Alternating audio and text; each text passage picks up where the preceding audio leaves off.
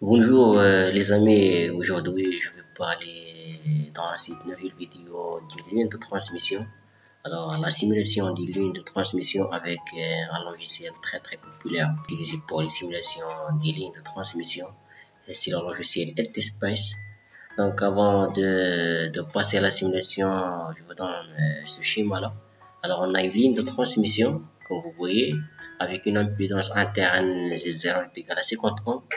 Alors, à l'extrémité de la ligne, on a une charge RC. Alors, c'est une charge, on va discuter les trois cas. Une charge de 50 ohms pour le cas d'une adaptation. Et on va discuter le cas d'un circuit ouvert et le cas d'un court-circuit. Concernant la source, on a un générateur avec une impédance interne de 50 ohms. Alors, c'est une impédance égale à l'impédance de la ligne, ce qui fait qu'on a une adaptation au niveau de l'entrée de la ligne. Le générateur génère une tension de 8 volts, d'accord? Mais la tension à l'entrée, ce n'est pas 8 volts, c'est 4 volts. Si on applique la loi de Maille au niveau de la ligne à l'entrée, on va trouver que V est égal à 4 volts, d'accord? Alors, dans cette vidéo, comme j'ai dit, je vais faire une simulation avec le logiciel LTSpace pour les trois cas. Circuit adapté, une charge adaptée à la ligne et circuit ouvert et un court-circuit. Alors, je passe directement vers le logiciel. Alors, LTSpace, voilà, ce logiciel. Alors, je vais créer un nouveau projet, d'accord? Alors, je passe vers cet écran, Component. Je vais choisir mon générateur. Alors, voltage, d'accord? Ce schéma-là, ok? Alors, cliquez sur Échappe. Après, je vais choisir la ligne de transmission. Alors, toujours sur Component. Alors, T-Line, Transmission Line, ok? Voilà, Transmission Line. Alors, voilà notre ligne de transmission. Alors, Échappe. Toujours pour annuler. D'accord? Alors, maintenant, je vais créer une résistance à l'extrémité. Voilà notre résistance. Échappe. Et la masse. Ground. Ok, voilà la masse. Maintenant, je vais relier entre la ligne de transmission et la charge et le générateur. Voilà l'entrée, la ligne avec la sortie, la ligne et la charge, la masse avec la masse, d'accord? Toujours la sortie avec la sortie et l'entrée avec l'entrée. Voilà. Maintenant, on peut dire qu'on a terminé le circuit. Concernant la source, on n'a pas besoin d'ajouter une impédance à l'entrée de la ligne parce que le générateur elle possède une impédance. Alors, clic droite, d'accord? Je passe vers Advanced. Alors ici, j'ai les différents signaux qu'on peut utiliser pour l'excitation, d'accord? Par exemple, on peut utiliser une impulsion. On peut utiliser un signal sinusoïdal à l'entrée, un signal exponentiel et d'autres types de signaux. Pour nous, on va travailler avec le cas d'une impulsion, d'accord? Alors ici, pour les courants alternatifs, la phase, alors on n'a pas besoin d'utiliser ça.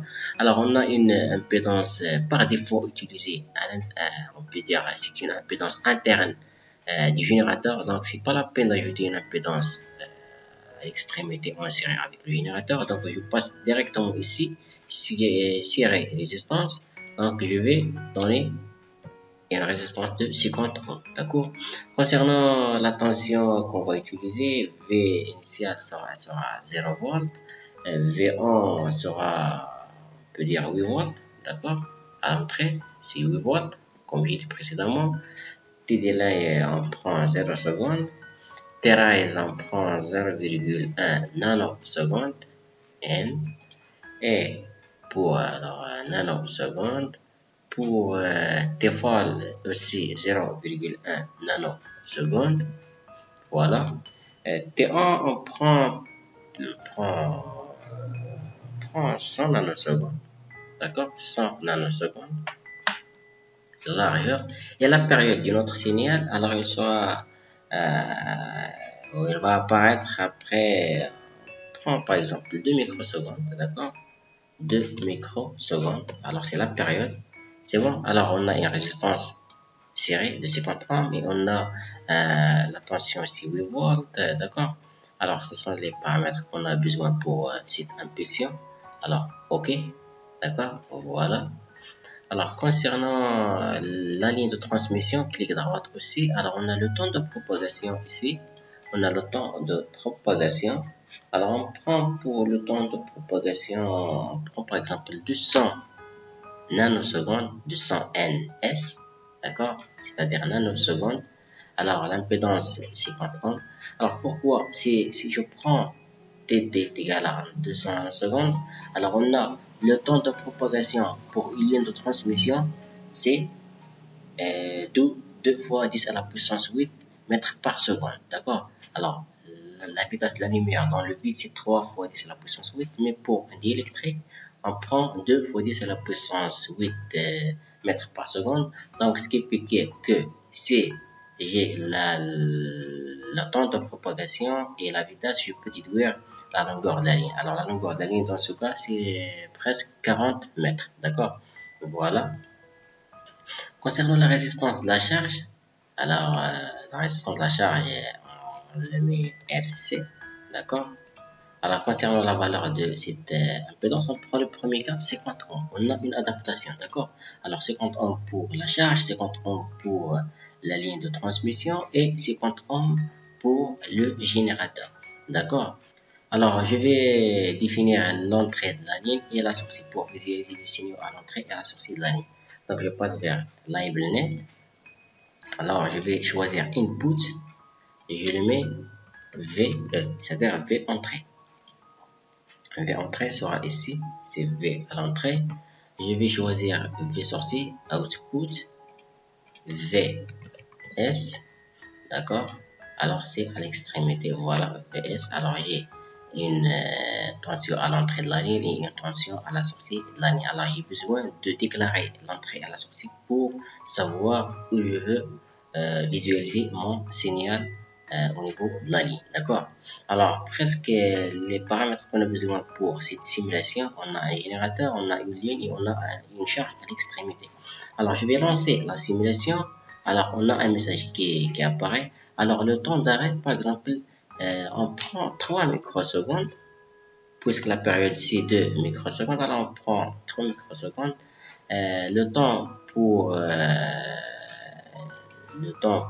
commencer ce calcul, on prend 0, c'est en nanoseconde, ou 0 micro, c'est pas la peine. Maximum time step, on prend par exemple 0,1 nanoseconde, d'accord? C'est le pas, d'accord? Alors, ok, voilà. Maintenant, j'ai cette fenêtre-là. Alors, pour visualiser les signaux, je passe vers cette école.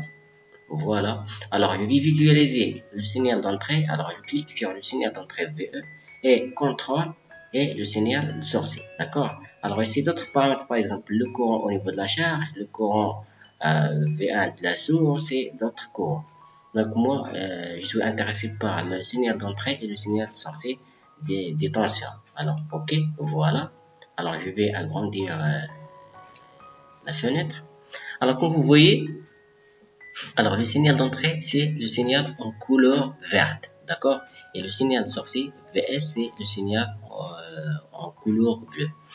Concernant le signal d'entrée, voilà notre signal. VE est égal à 4 volts à l'entrée de la ligne, d'accord? Alors, à l'entrée de la ligne, voilà ici, à l'entrée de la ligne, j'ai 4 volts. Comme j'ai dit, on a un générateur de 8 volts, mais puisqu'on a une impédance à l'entrée de la ligne, alors on utilise la division de tension, le diviseur de tension, alors on peut avoir qu'on a vraiment 4 volts à l'entrée de la ligne, juste 4 volts, d'accord? Alors 4 volts, d'accord, on a le temps, voilà le temps de signal, d'accord, le temps de signal c'est presque comme j'ai dit, 200 nanosecondes, si vous voyez 100 presque, ce n'est pas 200 mais 100 nanosecondes. Alors on a le temps de signal, c'est 100 nanosecondes, comme vous voyez ici, 100 nano, voilà, comme vous pouvez visualiser la valeur ici. Alors 100 nanosecondes, voilà le temps de signal. Et la période, c'est, on a dit que c'est 200 nanosecondes, c'est presque 2 microsecondes, vous voyez. Alors voilà ici ce point, c'est la période quand il se répète le signal. Alors on peut visualiser la valeur ici. Alors comme vous voyez, on a la période, c'est 2 microsecondes, d'accord. Le temps de propagation du signal, c'est-à-dire quoi? Le temps de propagation, quand le signal elle entre à l'entrée de la ligne, alors combien de temps prend pour passer, pour apparaître à la sortie? Alors c'est 200 nanosecondes. On a déclaré ici 200 nanosecondes. Alors on va visualiser, est-ce que vraiment le signal sorti apparaît à 200 nanosecondes? Je reviens vers la fenêtre. Alors voilà le signal d'entrée. Alors le signal sorti, c'est le signal bleu. Alors voilà le signal sorti. Et comme vous voyez, le temps d'apparition du signal sorti sera 200 nanosecondes, c'est 0,2 microsecondes. Comme vous voyez à cet écran-là. Voilà, presque 200 nanosecondes, c'est 2 micros, d'accord. Alors c'est le temps de propagation au niveau signal. Alors comme vous voyez, voilà, j'ai 4 volts. Et puisque le signal à l'entrée de la ligne et à la sortie, voilà le signal à l'entrée. Alors le signal qui apparaît à la sortie, voilà, c'est ce signal. Et puisque les deux, la charge est adaptée à la ligne, l'impédance de la charge, adaptée à la ligne, alors on n'a pas de réflexion, donc on a seulement le signal à l'entrée de la ligne, voilà, et le signal à la sortie de la ligne, c'est le signal transmis, d'accord, elle transmet, c'est le signal transmis, d'accord, voilà. Alors on n'a pas des ondes réfléchies. Dans ce cas, on n'a pas des ondes réfléchies parce que les impédances sont égales, d'accord.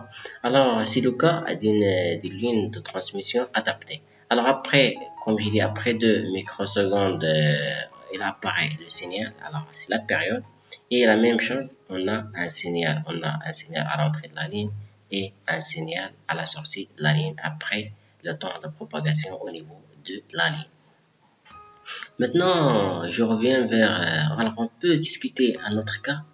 Le cas où on n'a pas d'adaptation, par exemple 50 ohms, je vais changer la valeur par 100 ohms, par exemple.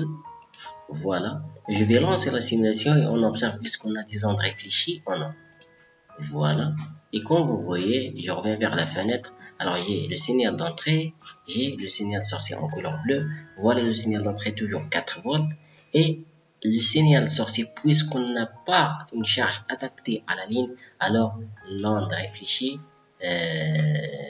sera, on a une onde transmise, voilà l'onde transmise, et on a une onde réfléchie qui apparaît au niveau de l'entrée de la ligne, d'accord. Alors c'est l'onde réfléchie, voilà l'onde à l'entrée, voilà l'onde à la sortie de la ligne, et voilà l'onde réfléchie, c'est l'onde qui réfléchit au niveau de la sortie et qui apparaît au niveau de l'entrée de la ligne, d'accord. Je vais expliquer bien ça. Alors j'ai une onde à l'entrée de la ligne ici, d'accord. Alors il passe, alors à la sortie, il passe une onde transmise vers la charge, c'est l'onde transmise, et l'onde réfléchie, c'est l'onde qui réfléchit au niveau de la source, plutôt au niveau de la charge, mais apparaît au niveau de la source, d'accord. C'est-à-dire à 2 fois le temps de propagation. D'accord. Alors l'onde réfléchie, c'est l'onde qui réfléchit au niveau de la charge, mais qui apparaît au niveau de la source. C'est ça ce qu'on a vu au niveau de la simulation. Voilà l'onde à l'entrée de la ligne, voilà l'onde transmise après le temps de propagation, et voilà le temps, le signal réfléchi qui apparaît au niveau de l'entrée de la ligne. D'accord. Après 2 fois le temps de propagation. D'accord. Voilà le premier temps de propagation qui apparaît au niveau de la charge, et après le temps, 2 fois le temps de propagation, on a le signal au niveau de la source. D'accord. Alors on a une onde réfléchie puisqu'on n'a pas une adaptation entre l'impédance de la charge et l'impédance de la ligne. Concernant le cas d'un court-circuit, alors court-circuit, je vais supprimer cette charge, d'accord. Alors avec l'écran 4 ici, d'accord, supprimer la charge, et je vais relier, je vais mettre une ligne, d'accord. D'accord? Alors, dans ce cas-là, on a un circuit, un court-circuit. D'accord? Je vais lancer la simulation et je visualise. Alors, concernant ce cas-là, on a l'onde à l'entrée. D'accord? On n'a pas une onde transmise. Pourquoi? Je reviens vers le schéma. D'accord? Alors, on a l'impédance de la ligne et l'impédance de la charge est égale à 0. C'est un court-circuit. Et puisque l'impédance de la charge est égale à 0, c'est-à-dire la tension est égale à 0. À n'importe quelle, ça dépend, à n'importe quelle valeur du courant, l'impédance de la charge, puisqu'il est égal à 0, donc la tension à la sortie de la charge, à la sortie de la ligne, est égale à 0. Et pour ce cas, on n'a pas vu le signal à la sortie, d'accord? Mais puisqu'on a, un court-circuit, alors on a un coefficient de réflexion est égal à moins 1, d'accord? Le coefficient de réflexion est égal à moins 1 parce qu'on a un court-circuit, d'accord?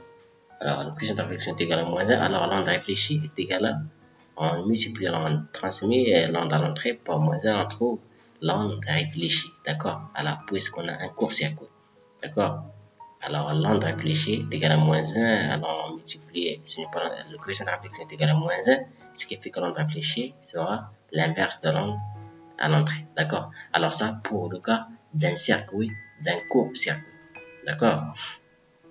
Je reviens vers le cas d'une ligne à circuit ouvert, d'accord? Voilà, je supprime ici la ligne, alors on a dans ce cas un circuit ouvert. Voilà, je lance la simulation, je visualise, d'accord? Dans ce cas-là, on peut observer qu'on a deux signaux, V entrée et V sortie, voilà, d'accord?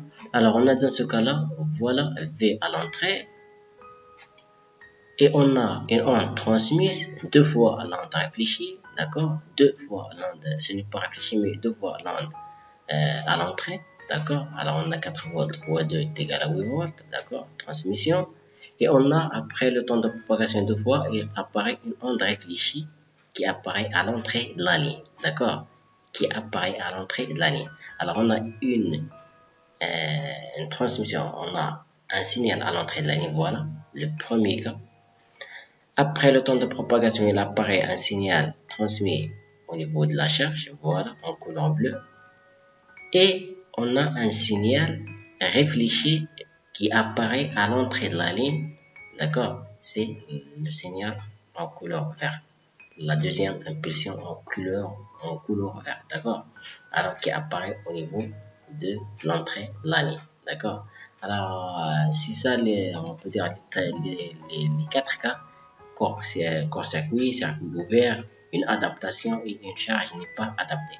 Donc, à chaque cas, on peut observer si on n'a pas une charge adaptée, alors on observe qu'on a des réflexions, des ondes réfléchies. D'accord?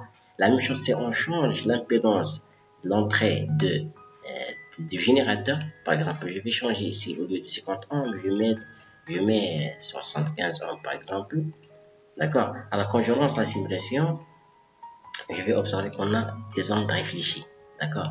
Alors, on a des ondes réfléchies au niveau de la ligne, et au niveau de la source et au niveau de la charge. D'accord? Au niveau de la source, au niveau de la charge, au niveau de la source, au niveau de la charge, et ainsi de suite. Alors, pour comprendre ça, il suffit de calculer le coefficient de réflexion et le coefficient de transmission pour comprendre bien le principe de la transmission et de réflexion au niveau de la charge et au niveau de la source. D'accord? Alors, toujours le coefficient de réflexion, c'est l'impédance de la charge moins l'impédance de la ligne divisé par l'impédance de la charge par l'impédance de la ligne. D'accord? La même chose pour la source. D'accord? Alors, si vous avez des questions, vous pouvez les poser en commentaire ou vous pouvez nous contacter sur notre chaîne YouTube ou Facebook. D'accord? Alors, à bientôt.